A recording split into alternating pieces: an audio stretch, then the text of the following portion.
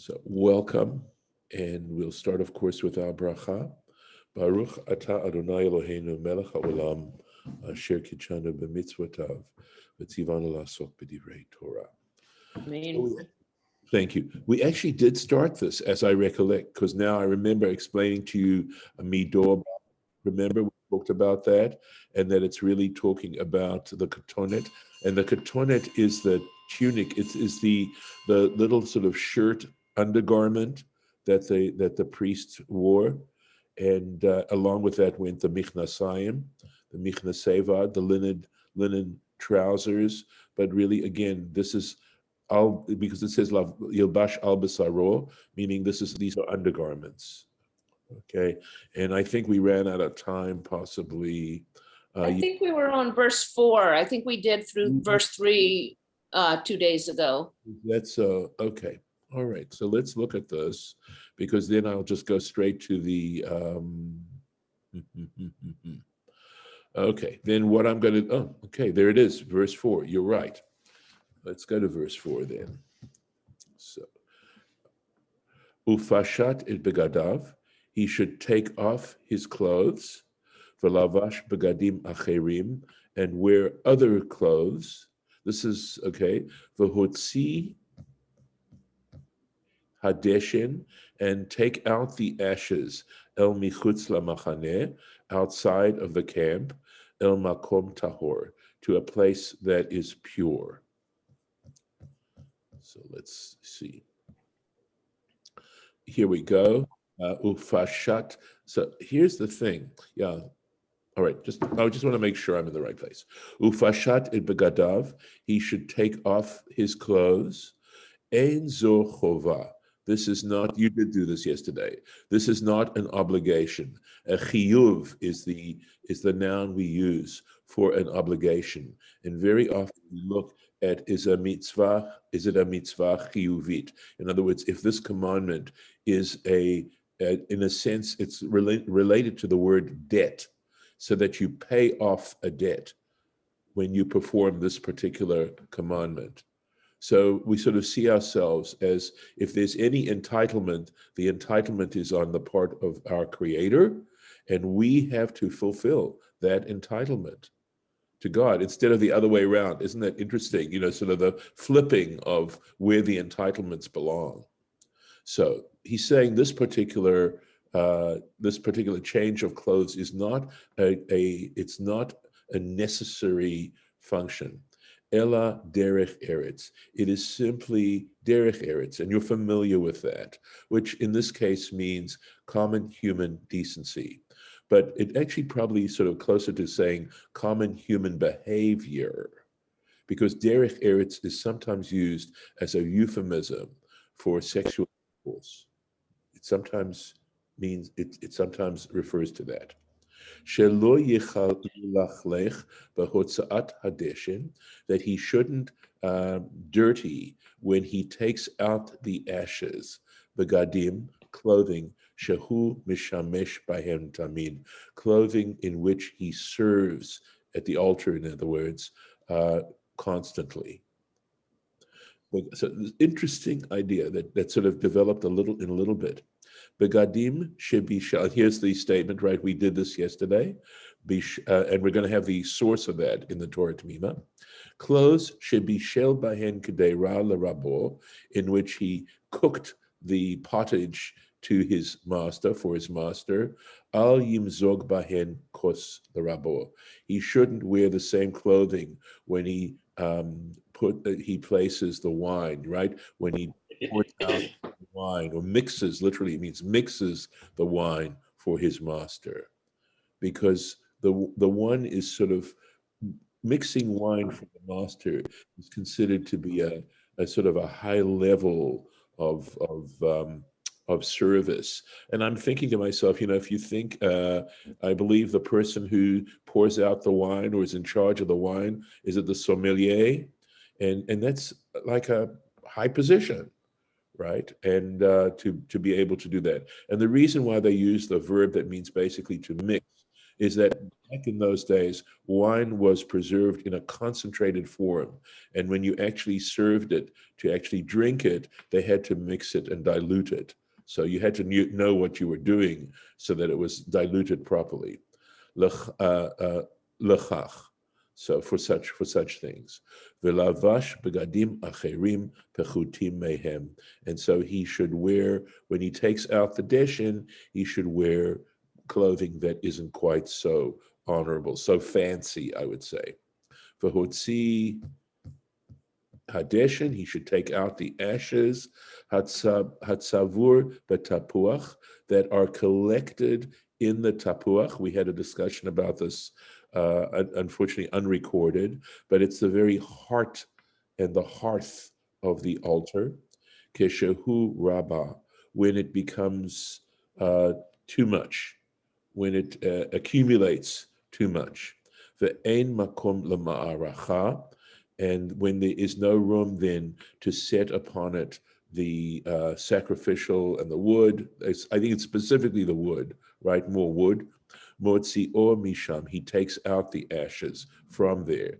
Ve'ein ze chova b'chol yom, he doesn't have to do this every single day.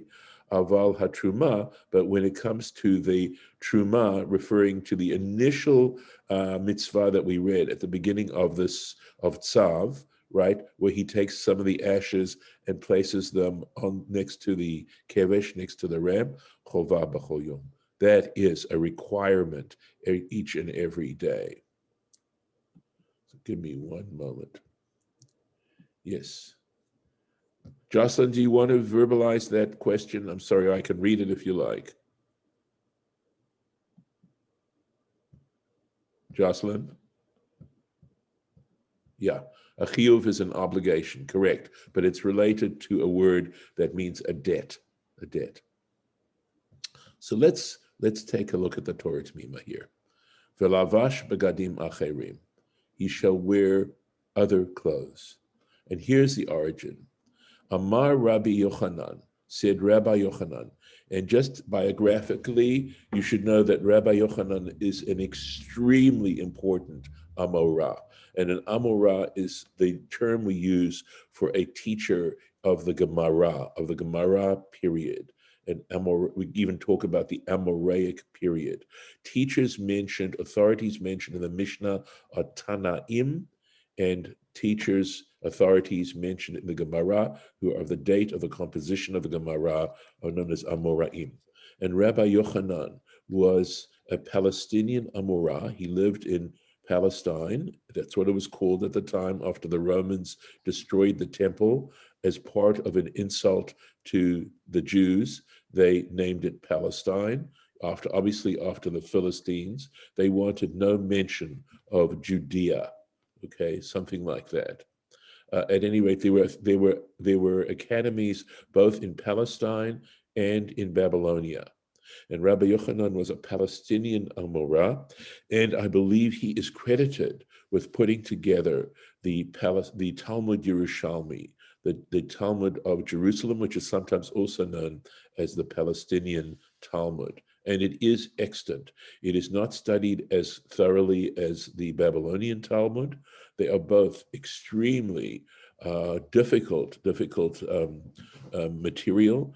And I would say the Palestinian material is even more difficult, and it doesn't have a Rashi, and although there are exponents of it, but nothing. Rashi was a genius when it came to this kind of stuff. So it does, by the way, ArtScroll has put together a translation and a commentary on it, which is amazing. So at any rate, Rabbi Yochanan says, and he's mentioned a lot, by the way, in the Babylonian Talmud as a great authority, Minayin l'shinuye or l'shinui begadim. From where do we derive the concept of changing clothing, but in the Torah? In other words, where in the Torah do we find such a concept? And here's a reference in Torah Temimah's own commentary, Kaf Zayin. Ritzono lomar. So trying to get into that a little bit clearer, to clarify that. What he means is, minayin, from where? Shederech hakavod hu lifnei hamakom. How do we know that it is a practice of honor before God?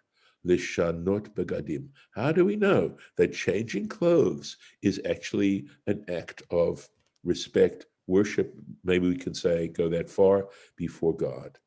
Meyuchadim, okay, to change specific clothes, machinim atzman lemitzvah mechubada. So we'd say meyuchadim would be special garments when we prepare ourselves, when a person prepares themselves for a mitzvah that is considered an honorable act, like going to a bris, or going on Shabbos, or going on festivals, right, to the synagogue. That is would be a mitzvah mechubada. And he gives examples. It's helpful, right? Litfila, for prayer, ula kabbalat Shabbat, and for Shabbos, the Yom Tov and Yom Tov, simchat mitzvah, and that's like a bris, right? Going to a happy celebration, ukadameh, and likewise. Um, Moment, please. 1 second. All right. Here we go. Let me get back into the initial text. And here we go. So that's Rabbi Yochanan. And he says, Shneemar, as it states, Upashat et begadav, right? Quoting our verse. He should take off his clothes, velabash begadim acherim, and put on other clothes. The Tana de Be Rabbi Ishmael. Okay, I think someone needs to mute, please. And there is in the school of Rabbi Ishmael, and you notice that the verb is Tana. So of course, Rabbi Ishmael is a Tana, and so his teachings are Tanaitic. They are contemporary with the compilation of the Mishnah, i.e., prior to the year 200. This is what Rabbi, and there's the author of our statement. Begadim should be shelled by him kedera, clothing in which he was wearing to cook the pot, right? The rabor for his master. Al yimzog by him kos rabor. He shouldn't be mixing the cup literally, right? Or he shouldn't be pouring out the wine and offering the cup of wine to his master. And here's the Talmudic, this is the Babylonian Talmud, Shabbos, page 114a. Right, so here's Kachva. So Ritzono Lomar, another Ritzono Lomar. What's the intent? What's the deeper meaning going on here? Yichtiv, as it states. Sorry, 1 second. I'm going to mute the. Okay, sorry. Thank you. All right, there's just a lot of ambient. I'm hearing a lot of ambient noise. Okay, so let's see. V'lavash bagadim acherim. So he says, when you take this verse, he should wear other clothes for hotzi et hadeshin, and take out the ashes. His kiko hakatuv. The scripture, the Torah, required him lilbosh bagadim pechutim. He has to wear less fancy clothes that weren't fancy. B'sha'at hotza'at hadeshin, during the time when he's taking out the ashes, she'ena avodah chashuva, which isn't considered significant. It doesn't have the significance that act of service of taking out the ashes is not considered as important. Kadei shelo yima'asu, so that his clothing doesn't get ruined. Begadav, his clothing, so that his kadei shelo yima'asu begadav, so that his clothing doesn't become shmutzi. Hachashuvim, that is to say, his fancy clothes. She'oved bahem avodot chashuvot, in which he performs his important service, kagon, and again, love this about Torah Temimah. When you make generalized statements, you need specific examples. For example, kitur, which is offering up incense, burning spices so as to offer up incense. The nisuch, which be libation, which would be, when you put water on the sacrificial parts. Umamshil avodat hotzaat hadeshen. And he likens, that is to say, by way of metaphor. He uses as a metaphor, okay, or for the taking out of the ashes, lebishul kedera, to the cooking of a pot, okay, for avodat kitur v'nisuch, and the service of burning incense and libation, lemezigat kos. He compares that to mixing the cup. Umevo'ar begamara, and it's clarified in the Gemara. Demita'am zeh, and for this reason, ra'ui shelo la'asot, it is appropriate not to perform melacha she'enan nikiyah, work that is not clean, meaning shmutzi, work that involves getting your hands dirty, kagon afiyah uvishul. That's why we have aprons when we're cooking, like baking and cooking, bebagadim she'oseh bahen davar mitzvah, in clothing in which you would perform a mitzvah, like netilat lulav, or making kiddush, or welcoming the Shabbat, etc. You don't wear the same clothes. Now he goes a little step further, right?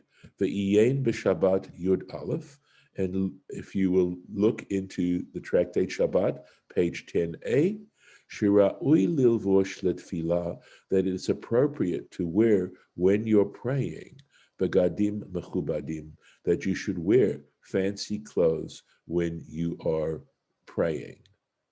V'yalif, and he learns this out, mi pasuk de Amos, and he learns that from a verse in Amos, chapter 4. Hachon, and what's the verse? Hachon likrat elokecha. Prepare yourself to meet your God. The Odsham, Kuf Yud Gimel Aleph, and again in Shabbat, Masechet Shabbat, page 113a, Yalif, he learns it out, mi pasuk de Yeshayahu, he learns it out from a verse in Isaiah, Nunchet, chapter 58, V'chibadato, and you shall honor him. That's the word or the expression that Isaiah uses, and we understand it to mean Shelo Yehel Malbushcha Shel Shabbat. In other words, Isaiah is talking about Shabbat, and he's talking about honoring Shabbat. And again, a generality. How do you specify? What do you mean by honoring Shabbat? And they understand it to mean that the clothing you wear on Shabbat, Kemalbushcha Shel Chol, should be different from your clothing during the rest of the week. V'tzayich iyun, and you have to give this some further consideration. Shehutzrechu l'divrei Kabbalah, that the Gemara apparently needs prophetic sources, right? Sources from Nevi'im, right? Shekan meforash remiz b'Torah. When you have a Torah verse that implies exactly the same thing, why are you going to prophetic verses? Because we know that of all the Tanakh, right, the Torah is the holiest, and Nevi'im are secondary, and Ketuvim are tertiary. So why are you going to prophetic sources when you've got Torah sources? That's what he's asking. V'efshar lomar, and one might say, he says that despite the fact that these prophetic sources, they're from the prophets, they are a little bit more appropriate, these particular sources from the prophets. Mipnei, why?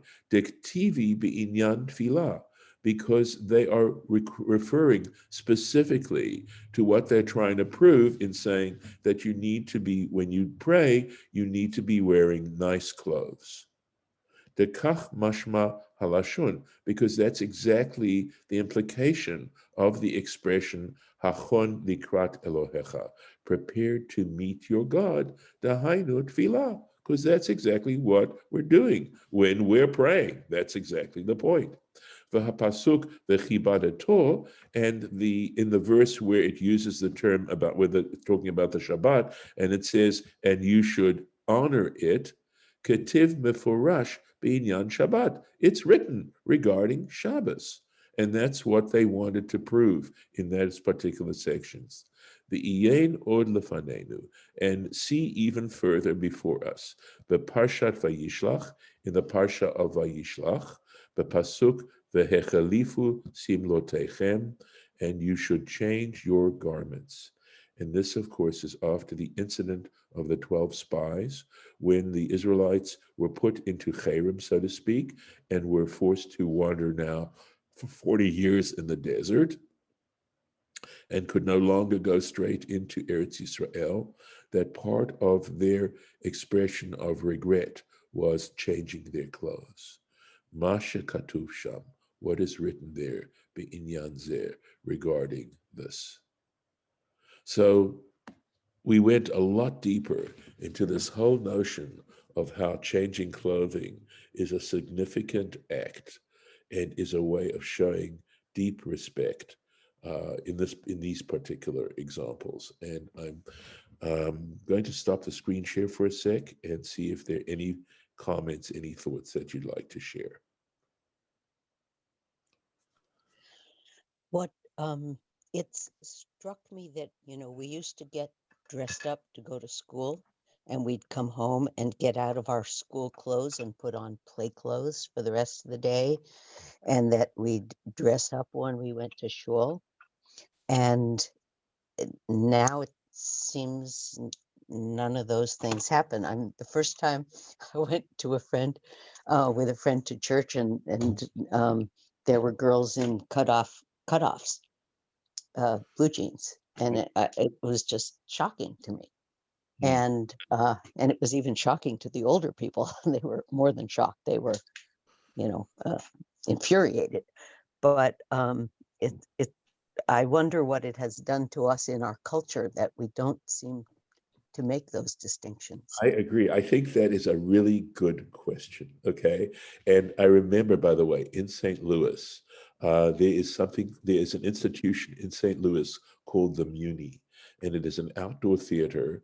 And during the summer, they have shows at the Muni. It's a large theater. It's a real St. Louis institution. And summers in St. Louis, you can cut the humidity with a knife. You get so spoiled out in California. I mean, one of the first things that I recognized in California was the fact that you can go outside during the summer, especially if you're by the coast, right? Or close to the coast, and you're not affected by humidity at all. Well, the stories I was told is that women would get dressed up and wear gloves to go to the Muni. And boy, do you perspire at the Muni, I'm telling you. But, we have St. Louisans with us today. You can verify what I'm saying. Of course, they don't wear, but this is the story. They'd get all dressed up. So, look. People still dress up. Yeah, okay. Yeah, a little bit. Some people, depending on where you're sitting, the closer up, the more dressed up they get. Yeah. Because they've had those seats since yes, in generations. Generations. At any rate, and of course, that's the feeling of the South about St. Louis, right? That what do they say? St. Louis is typified by what's it? Northern gentility, or sorry, it's by southern efficiency and northern hospitality. That's for those who understand where this is coming from. At any rate, yeah. So I think it's just that we enjoy, obviously here, I'm not all dressed up with a suit and tie. And even now that we're on, when we were actually going to shul, I always put on a suit and tie when I went to shul. But I love being casual. And I like that about California, is that it's more casual. But I was reading this and really trying to meditate on it and thinking, that I needed to be more mindful about changing clothing. Trying to personalize the lesson here. Hi, Michael. It's good to see you. We're just finishing up. I was thinking that why the prophetic sources. Yes. There was a time, and not that long ago, from these guys, that you weren't allowed to study Torah, but we're allowed to study prophets, correct? I'm not sure. That's something new. I mean, wasn't there a time when, you couldn't say the Shema and you couldn't do that? And, there's just times where studying of Torah was not allowed. So they, Yes. yeah. So you couldn't read Torah. That's why we have the Haftarah. Okay. Yes, I yes. understand. Yes. Okay. So for those people who were only studied the prophetic sources, maybe that would be more, I don't know. So, like that. the prophetic thing had less to do with study, okay, that as I understand it, Well, as sure. opposed to public recitation. And that Mhm. public recitation of the Torah was what was forbidden, which is why Right. we wound up reading Haftarot to give people a sense of what the Torah portion was about. Yes, that's part of it. As far as studying Torah is any prohibition regarding studying Torah, there was an issue that there was a Takanat Ezra regarding whether or not, if one was not in a pure situation, if one was not in a clean, that is spiritually clean state, were you allowed to study Torah? And my understanding is that there was a dispute about that, and that basically, if I'm not mistaken, that these days that is no longer that people would stop